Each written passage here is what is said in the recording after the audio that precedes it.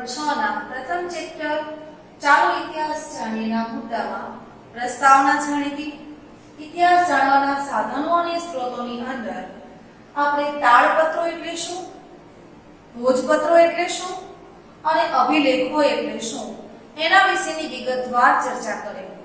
હવે આજે આપણે આ ઇતિહાસ જાણવાના સ્ત્રોતોની અંદર તામ્રપત્રો વિશે અને સિક્કાઓ વિશેની માહિતી પ્રાપ્ત કરીશું.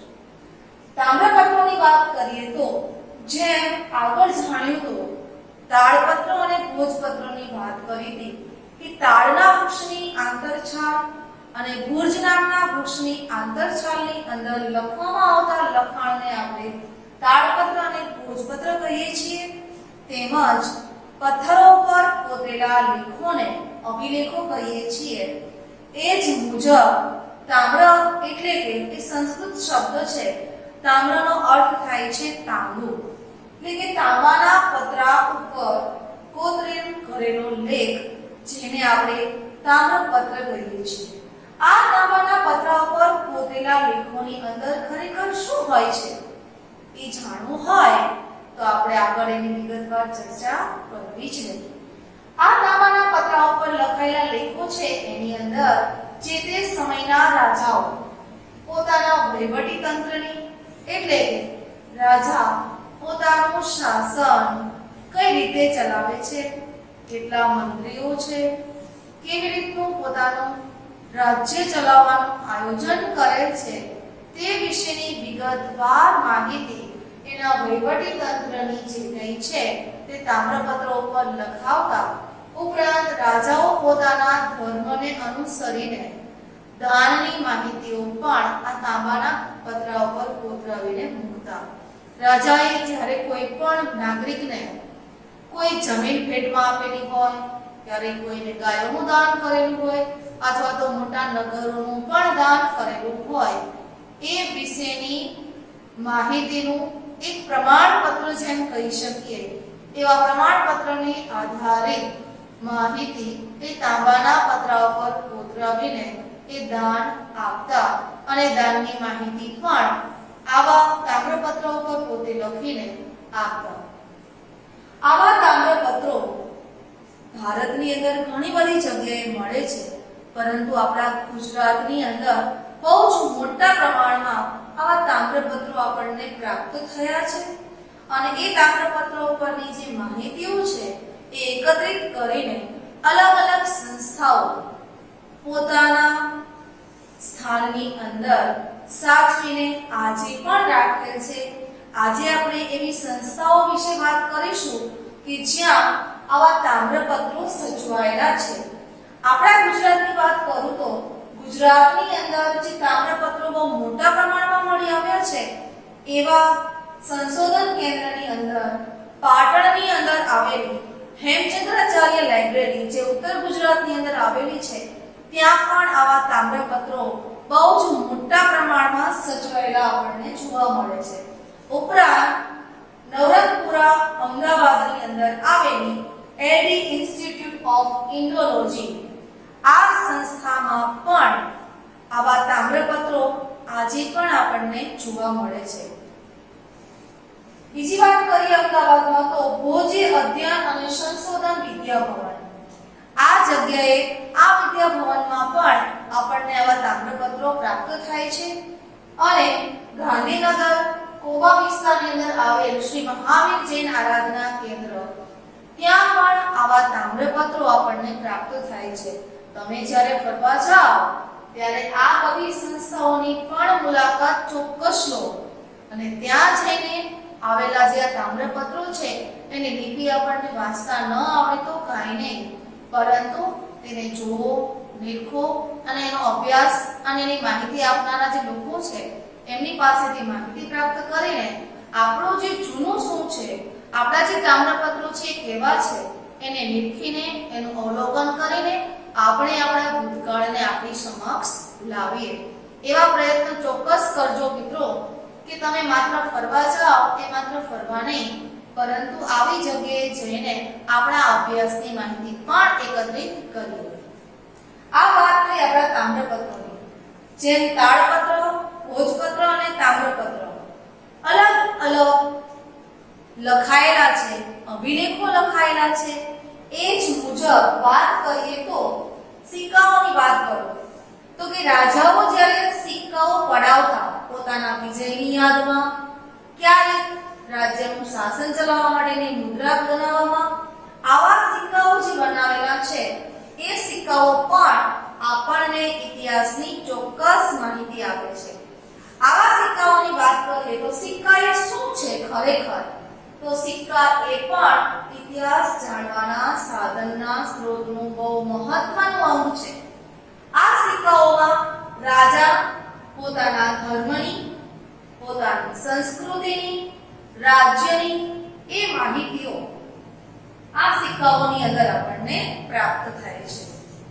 ભારતની અંદર જોવા જઈએ તો ઘણા બધા રાજાઓએ સિક્કાઓ બહાર પડાવેલા, પરંતુ ભારતની અંદર ઈસવીસન પૂર્વે 5મી સદીના જે સિક્કાઓ છે એ સિક્કાઓ ખૂબ જ જૂના સિક્કાઓ છે, જેને આપણે પંચમાર્કના સિક્કાઓ તરીકે જાણીએ છીએ.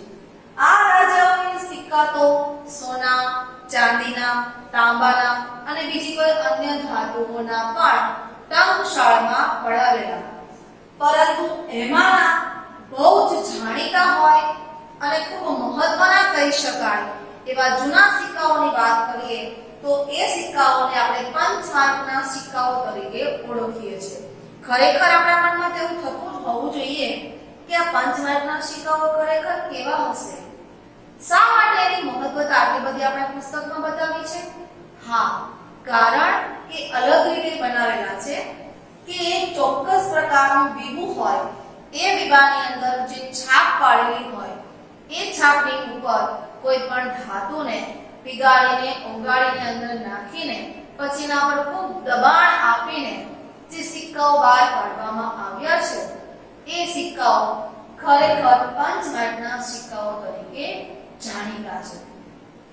આ સિક્કાઓમાં કયા કયા વંશના રાજાઓએ સિક્કા બહાર પડાવેલા એની માહિતી આપીએ તો ગ્રીક રાજાઓ, મૌર્ય વંશના જે રાજાઓ બની ગયા તે સમયના સિક્કાઓ, તેમજ ભારતનો જે સુવર્ણકાળ ગણાવી શકાય છે તેવા ગુપ્ત વંશના રાજાઓએ આવા સિક્કાઓ બહાર પડાવેલા. આ સિક્કાઓની અંદર મૌર્ય વંશના રાજા હોય, ગ્રીક વંશના રાજાઓ હોય કે ગુપ્ત વંશના રાજાઓ હોય, દરેક રાજાઓએ પોતાના વિજયની યાદમાં, ક્યારેક કોઈ રાજાએ પોતાના લગ્નની યાદમાં, ક્યારેક કોઈ રાજ્યનો બહુ જ મહાન વિજય કે કોઈ ઉત્સવ ઉજવાઈ રહ્યો હોય તેની યાદમાં આવા સિક્કાઓ બહાર પડાવેલા. આ સિક્કાઓમાં સૌથી મહત્વના સિક્કાની વાત યાદ રાખવા જેવી હોય તો એ છે પંચમાર્કના સિક્કાઓ. આ સિક્કાઓ જે દીવાની અંદર ઢાળ પાડીને દબાણ આપીને જે કરવામાં આવેલા છે એ વાત ચોક્કસ યાદ રાખવી છે. આ સિક્કાઓ જે છે એ જે તે સમયના રાજાની આર્થિક પરિસ્થિતિ, પોતાની ધાર્મિક પરિસ્થિતિ, એની રાજકીય માહિતીઓ એ બધું જ આપણને આ સિક્કાઓ દ્વારા પ્રાપ્ત થાય છે. ત્યાર પછી વાત કરીએ તો ઇતિહાસના અભ્યાસીઓ. ઇતિહાસના અભ્યાસીઓમાં કોનો સમાવેશ થાય? આપણે તો એમ જ કહીએ કે ભાઈ અમે પણ ઇતિહાસના અભ્યાસીઓ જ છીએ, કારણ અમે અત્યારે ઇતિહાસ જ શીખીએ છીએ. હું તો તમે કહેશો જ હા, પરંતુ એને ચોક્કસ રીતે વર્ગીકૃત કરીને માહિતી આપનારા જે છે એને આપણે ઇતિહાસકારોના નામથી ઓળખીએ છીએ. આ ઇતિહાસના અભ્યાસીઓમાં પુરાતત્વ શાસ્ત્રીઓ, ઇતિહાસકારો અને પ્રવાસીઓનો સમાવેશ થાય છે. આ ઇતિહાસકારો કે પુરાતત્વ શાસ્ત્રીઓ અથવા તો પ્રવાસીઓ આપણને શું માહિતી આપે છે? તો આ દરેક વ્યક્તિઓ, પુરાતત્વ શાસ્ત્રીઓ જે છે તે પ્રાચીન એટલે કે ખૂબ જ જૂના સ્થળોએ જઈને ઉત્ખનન કરે છે. ઉત્ખનન કરવું એટલે કે ચોક્કસ પ્રકારે ખોદકામ કરવું, અને ખોદકામ કરવાથી મળી આવતા ક્યારેક બહુ મોટા શહેરો અથવા તો કિલ્લાઓ અથવા તો કોઈ પણ વિદ્યાપીઠના અવશેષો ખૂબ સાચવીને બહાર કાઢવા એને ઉત્ખનન કરેલું કહેવામાં આવે છે. અને એ ઉત્ખનન કરીને કાર્બન ડેટિંગ પદ્ધતિથી અંદર મળેલી જે કઈ વસ્તુઓ છે એનું વર્ગીકરણ કરે છે અને માહિતી આપે છે કે કેટલા વર્ષો પુરાણી છે. એ કેટલા વર્ષ પુરાણી છે વસ્તુ એ માહિતી મેળવવા માટે આવા પુરાતત્વ શાસ્ત્રીઓ અથવા તો ઇતિહાસકારો કાર્બન ડેટિંગ પદ્ધતિ અપનાવે છે, જેનાથી આપણને ચોક્કસ સમય પ્રાપ્ત થાય છે. આ ઇતિહાસકારોની વાત કરીએ તો પ્રવાસીઓ જે કહે છે તે પોતાના પ્રવાસ વર્ણનો લખે. આપણે પણ ક્યાંક પ્રવાસમાં જઈએ છીએ અને નોંધ પોથીમાં નોંધ કરીએ છીએ કે આપણે કઈ વસ્તુ જોઈ, શું જોયું, કઈ પ્રકારે પ્રમાણેનું વર્તન છે, કેવું પ્રકારનું એ જગ્યા સ્થળ ધરાવે છે, એના વિશે શું જાણી શકાય છે, એ દરેક માહિતીઓ આપણે પણ નોંધીએ છીએ. જ્યારે જઈએ છીએ ત્યારે જૂના સમયના લોકો પણ એક સ્થળેથી જ્યારે બીજા સ્થળે જતા ત્યારે જે તે સ્થળ જોતા એનું ચોક્કસ અવલોકન કરીને પોતાની નોંધ પોથીની અંદર એ નોંધ કરતા.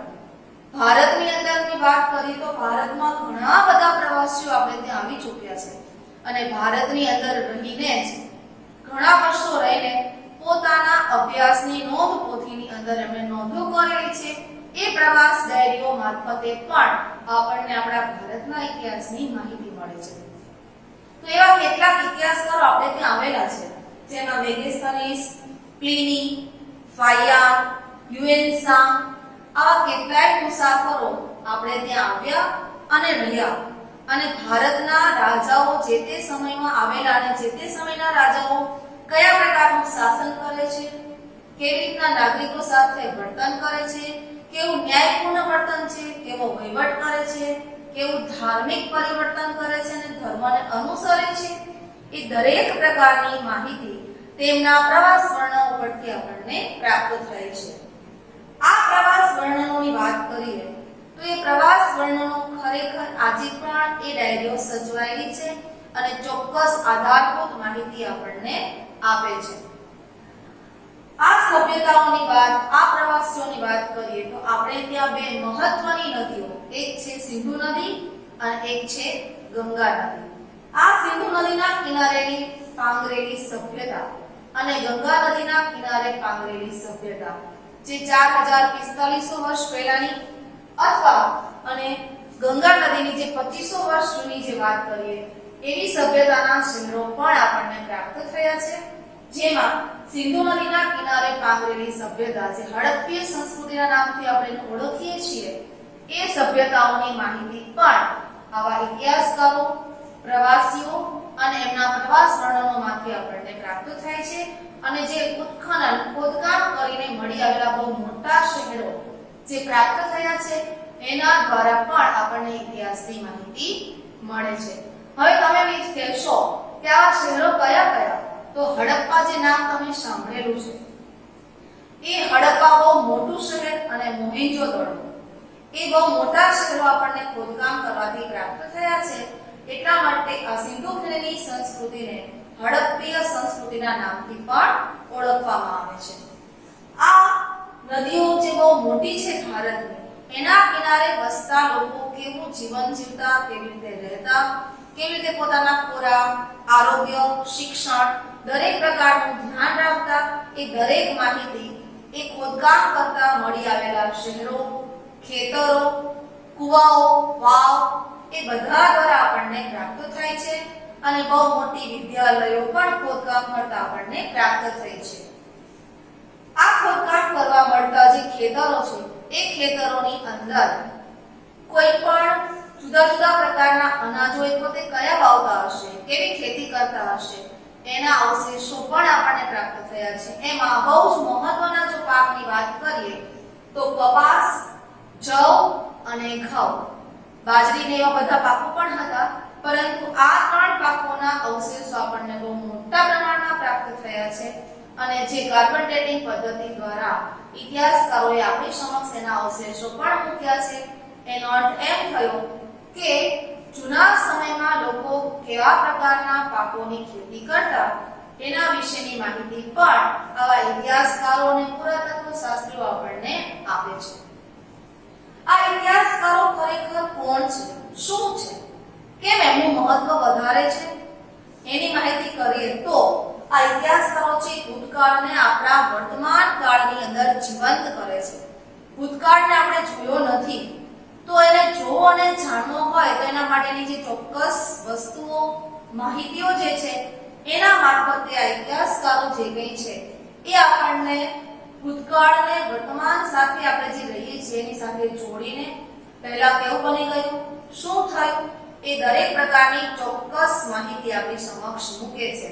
એટલે ઇતિહાસકારોને આપણે એમ કહી શકીએ કે ભૂતકાળને જીવંત કરનારા જે કોઈ હોય તો એ ખરેખર કોણ છે? તો ખરેખર તે ઇતિહાસકારો છે. આમ આજે આપણે ઇતિહાસ જાણવાના સ્ત્રોતોની માહિતી પ્રાપ્ત કરી. એની અંદર ફરીથી આપણે પુનરાવર્તન જાણીએ તો ઇતિહાસ જાણવાના સ્ત્રોતોની અંદર આપણે કયું કયું જાણ્યું?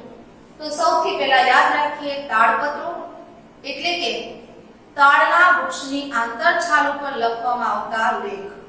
ભોજપત્ર, એનો અર્થ કે હિમાલયની અંદર થતા ભુજ નામના વૃક્ષો છે એની આંતરછાલની અંદર લખવામાં આવતા લેખો.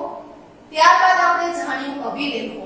અભિલેખો એટલે કે બહુ જ મોટી શિલાઓ અથવા તો પથ્થરો પર કોતરીને લખાવેલા લેખો, જેને આપણે અભિલેખો કહીએ છીએ.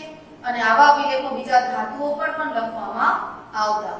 વળી પાછું આજે આપણે જે જાણ્યું તામ્રપત્રો, તાંબાના પતરા ઉપર લખાયેલા લેખ, એની અંદરની જે માહિતી છે એ પણ આપણને ઇતિહાસની જ માહિતી પૂરી પાડે છે. અને આવા તામ્રપત્રો, તાડપત્રો અને ભોજપત્રો પણ આપણા ગુજરાતના બહુ જ મહત્વના સંશોધન કેન્દ્રની અંદર આપણને પ્રાપ્ત થાય છે.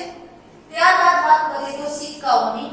તો સિક્કાઓ જે રાજાઓએ પોતે છપાવેલા, પડાવેલા અલગ અલગ ધાતુઓમાં, સોના, ચાંદીના, તાંબાના અને અન્ય ધાતુઓના પણ, એ દરેક સિક્કાઓ પણ આપણને ઇતિહાસની માહિતી આપે છે. અને સિક્કાઓમાં જો બહુ મહત્વના યાદ રાખવાના હોય તો તે છે પંચમાર્કના સિક્કાઓ. આ પંચમાર્કના સિક્કાઓ જે કંઈ છે એ ખૂબ જ જૂના, ઈસવીસન પૂર્વે 5મી સદીના, એ યાદ રાખવાના છે. અને કયા કયા વંશના રાજાઓએ પડાવેલા, તેમાં ઘણા બધા રાજાઓએ પડાવેલા, પણ મહત્વના જો હોય તો તે છે ગ્રીક વંશના, મૌર્ય વંશના અને ગુપ્ત વંશના. અને ત્યારબાદ ઇતિહાસના અભ્યાસકો. આ ઇતિહાસના અભ્યાસકો એટલે કોણ? તો કે પુરાતત્વ શાસ્ત્રીઓ. ખોદકામ કરીને આપણી સમક્ષ કાર્બન ડેટિંગ પદ્ધતિથી રજૂઆત કરનારા, સાચી અને સચોટ માહિતી આપનારા ઇતિહાસકારો, ઇતિહાસની માહિતી દર્શાવનારા અને પ્રવાસીઓ જે વિદેશથી આવીને પોતાના જુદા જુદા આપણા સ્થળોની માહિતી પોતાની નોંધપોથીમાં, ડાયરીઓમાં લખીને આપણા સુધી આજ સુધી સચવાયેલી છે. એવા દરેક લોકો આપણને ઇતિહાસની માહિતી પૂરી પાડે છે. આ ઉપરાંત વાવ, તળાવ, કિલ્લાઓ અને બીજા અન્ય કોઈ સ્થળો કે ખેતરો પણ આપણને ઇતિહાસની માહિતી પૂરી પાડે છે. અસ્તુ.